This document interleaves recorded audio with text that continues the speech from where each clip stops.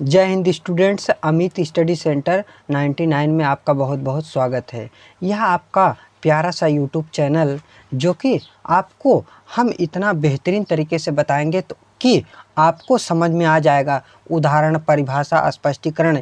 यदि आप क्लास 12 में हैं और 2025 यूपी बोर्ड का एग्ज़ाम देना चाहते हैं, चाहे आप साहित्यिक हिंदी में हो, चाहे आप सामान्य हिंदी से हों, दोनों के लिए यह है। और 10 के अगर आप स्टूडेंट हैं तो आप बस खाली रस लिख दीजिए, परिभाषा और उसका उदाहरण, आपको 2 नंबर मिल जाएगा। और 12 में है तो स्पष्टीकरण भी लिखना पड़ता है। अगर आपको नहीं याद है तो मत लिखिए, कोई बात नहीं, आपको 2 नंबर पूरा वहाँ पर दे दिया जाएगा। तो अब हम देख लेते हैं वीर रस क्या होता है, कैसे क्वेश्चन पूछा जाता है। वीर रस का अस्थायी भाव बताते हुए उदाहरण सहित व्याख्या कीजिए। अब वीर रस विभाव, अनुभाव तथा संचारी भाव से पुष्ट होकर हमारे हृदय में उत्साह नामक अस्थायी भाव उत्पन्न होता है तो उसे हम वीर रस कहते हैं। इसका अस्थायी भाव उत्साह होता है। अस्थायी भाव क्या होता है? उत्साह होता है। विभाव, अनुभाव और संचारी भाव मिलकर जब हमारे हृदय में उत्साह नामक अस्थायी भाव उत्पन्न कराते हैं तो उसी को हम क्या कहते हैं? वीर रस कहते हैं।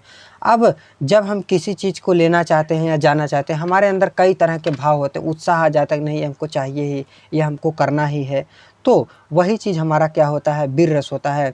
उदाहरण क्या है? था एक समय का बात, कोई वीर नहीं दिखलाया था, राणा प्रताप के घोड़े के सामने कोई तीर नहीं दिखलाया था। अब इसका स्पष्टीकरण देख लेते हैं हम। अब आप देख लीजिए स्पष्टीकरण इसका क्या है। अस्थायी भाव है उत्साह, विभाव है आलंबन, आलंबन के अंतर्गत शत्रु आता है क, और ख आता है उद्दीपन, उद्दीपन है राणा प्रताप की शक्ति। अनुभाव क्या है? प्रहार करना, युद्ध करना, उत्साहपूर्ण, ये सब अनुभाव है। संचारी भाव या व्यभिचारी भाव है उत्सुकता, गर्व, जोश, जो हमारे अंदर जोश आते हैं, गर्व आते हैं, वही चीज़। विभाव तो हम आपको बता दिए, का के अंतर्गत आलंबन आता है जो कि शत्रु है, और इसी के अंतर्गत ख आता है जो उद्दीपन है राणा प्रताप की शक्ति।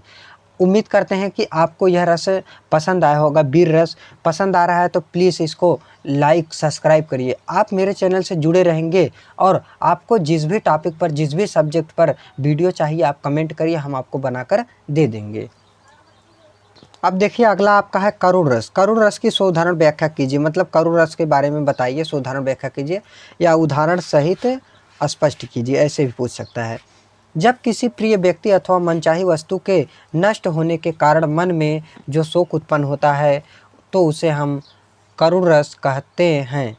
ठीक, जब किसी प्रिय, चाहे हमारा कोई मित्र हो, प्रिय व्यक्ति हो, वस्तु हो, उसको घाव लग जाए, उसकी मृत्यु हो जाए, कोई भी दिक्कत आ जाए तो हमारे मन में दुख होता है, यार ऐसे कैसे हो गए। तो जो हमारे मन में दुख उत्पन्न होता है उसी उत्पन्न होने की भावना को ही हम करुण रस कहते हैं।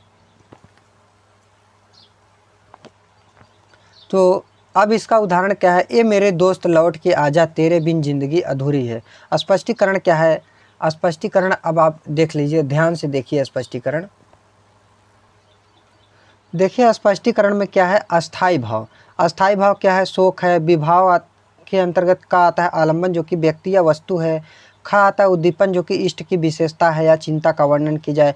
अनुभाव क्या है? रुदन, विलाप, व्याकुलता, दुखी कोई भी चीज़ आ जाए उसी को अनुभाव कहते हैं। संचारी भाव, व्यभिचारी भाव क्या है? स्मृति, चिंता आदि, ये सब क्या है?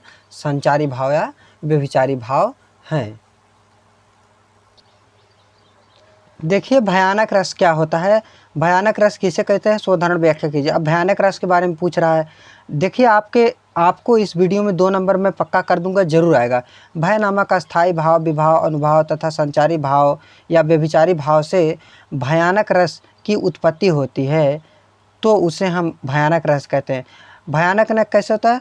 अस्थायी भाव, विभाव, अनुभाव और संचारी भाव से क्या होता है? जब यह चीज़ आता है तो वहाँ पर भयानक रस की उत्पत्ति हो जाती है तो उसे हम भयानक रस कहते हैं।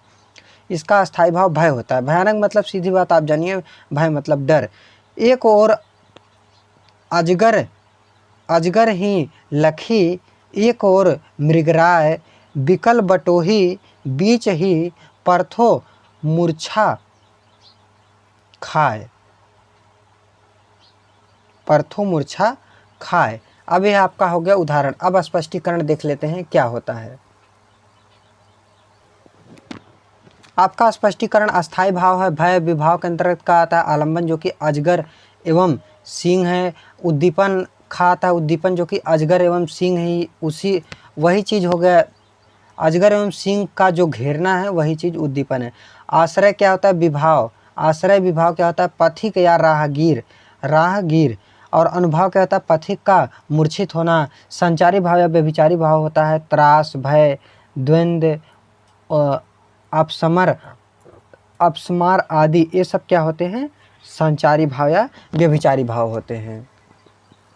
देखिए स्टूडेंट्स, मैं एक वीडियो में आपका 2 रस कंप्लीट कर चुका हूँ, पूरा श्रृंगार रस, उसके बाद हास्य रस, और इस वीडियो में मैं 4 रस करा रहा हूँ, जो कि यह 6 के बाहर आपके एग्जाम में नहीं पूछा जाएगा। 2 रस पूछा जाएगा अथवा करके 6 में से तो एक जरूर फंसेगा। आप इसको जरूर लिख लीजिए। 2025 यूपी बोर्ड का एग्ज़ाम आप देने जाएंगे जरूर। शांत रस। शांत रस की साधारण व्याख्या। शांत रस कहता है निर्वेद नामक अस्थायी भाव, विभाव, अनुभव तथा संचारी भाव या व्यभिचारी भाव के संयोग से शांत रस की दशा को प्राप्त किया जा सकता है, तो वहाँ पर शांत रस की उत्पत्ति होती है, तो उसे हम शांत रस कहते हैं। इसका अस्थायी भाव निर्वेद होता है। शांत रस का अस्थायी भाव निर्वेद होता है। विभाव, अनुभव और संचारी भाव जब मिलता है तो हमारे मन में निर्वेद नामक अस्थायी भाव उत्पन्न होता है, उसी को हम शांत रस कहते हैं। उदाहरण क्या है? जब मैं था तब हरि नहीं, अब हरि है मैं नाही, सब अंधियारा मिट गया जब देखा दीपक, जब दीपक देखा माही। स्पष्टीकरण क्या है इसका? अब इसका स्पष्टीकरण हम आपको बता देते हैं। स्पष्टीकरण, अस्थायी भाव है निर्वेद अर्थात उदासीनता, निर्वेद उदासीनता, ठीक। विभाव के अंतर्गत का आता है आलंबन, चिंता एवं मोह माया, चिंता एवं संसार की मोह माया से मुक्ति है। अनुभव क्या है? शांति। संचारी भाव, व्यभिचारी भाव, हर्ष, स्मृति, शांति आदि। अगर आप मेरे चैनल पर नए हैं तो प्लीज़ मेरा सपोर्ट कीजिए, लाइक, सब्सक्राइब, शेयर जरूर कीजिए। मैं आपको जो भी आप जिस टॉपिक पर वीडियो चाहते हैं कमेंट करें। इस वीडियो को देखने के लिए धन्यवाद। अब हम आपको और किसी अन्य वीडियो में मिलते हैं।